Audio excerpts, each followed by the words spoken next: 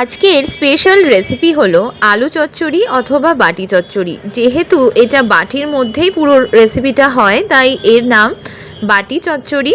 চলুন দেখে নিই কত ঝটপটভাবে অনায়াসে এটা তৈরি করা যায়। রুটি, ভাত, পরোটা যে কোনো কিছুর সাথে কিন্তু আপনি এটা জমিয়ে খেতে পারবেন। এই রেসিপিটা আমার মায়ের হাতের দারুণ লাগে, একবার অবশ্যই বানিয়ে দেখবেন। এখানে দুটো বড় সাইজের আলু একদম ছোট করে কেটে নেওয়া হয়েছে, যেরকম আমরা আলু পোস্ততে আলু দিই ঠিক সেরকম। এরপরে এর মধ্যে দুটো থেকে তিনটে বড় পেঁয়াজ কুচি করে নিয়েছি, আর দুটো টমেটো কুচি, 3-4টে কাঁচা লঙ্কা, আর এর মধ্যে দিয়ে দিয়েছি বেশ খানিকটা জল।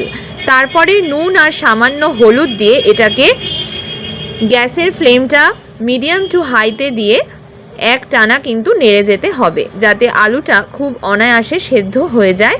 যতক্ষণ না আলুটা সেদ্ধ হচ্ছে ততক্ষণ অবধি কিন্তু আমাদের একটা হাতার সাহায্যে অথবা খুন্তির সাহায্যে নেড়ে যেতে হবে।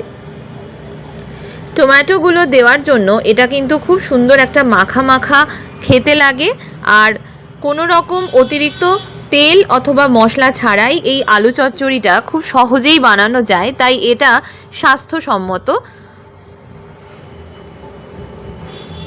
আলুটা যখন 50 to 60% মতো কুকড হয়ে যায়, তারপরে এখানে 2 থেকে 3 বড় চামচ সর্ষের তেল দিতে হবে। তারপরে আবারও কিন্তু নেড়ে যেতে হবে যতক্ষণ না আলুগুলো একদম সুন্দর মাখা মাখা হয়ে যায়। ঝালটা কিন্তু কাঁচা লঙ্কার, তাই আপনারা চাইলে এখানে পরিমাণে অল্প অথবা বেশিও দিতে পারেন। এরপরে একটা ডিম ফাটিয়ে এর মধ্যে দিয়ে দেওয়া হচ্ছে, আর এটা কিন্তু একদম শেষে দেবেন যখন আলুগুলো একদম সেদ্ধ হয়ে যাবে। এরপরে ক্রমাগত নেড়ে যেতে হবে। ব্যাস 3 থেকে 4 মিনিট মতো এইভাবে একদম মিডিয়াম ফ্লেমে নাড়তে হবে, তাহলেই কিন্তু আমাদের ডিমটা একদম ছড়িয়ে যাবে আর আলু চচ্চড়ির সাথে মিশে যাবে।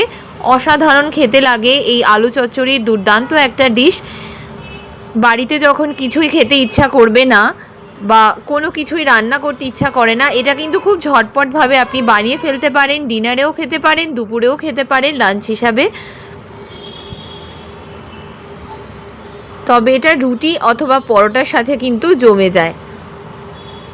চলুন এবার এটাকে সার্ভ করে আপনাদের সাথে শেয়ার করছি। ব্যাস, আমার আলু চচ্চড়ির এই দুর্দান্ত রেসিপিটা একদম রেডি। যদি এরকম রেসিপি আরও দেখতে চান অবশ্যই চ্যানেলটা সাবস্ক্রাইব করে দেবেন। সবাই ভালো থাকবেন।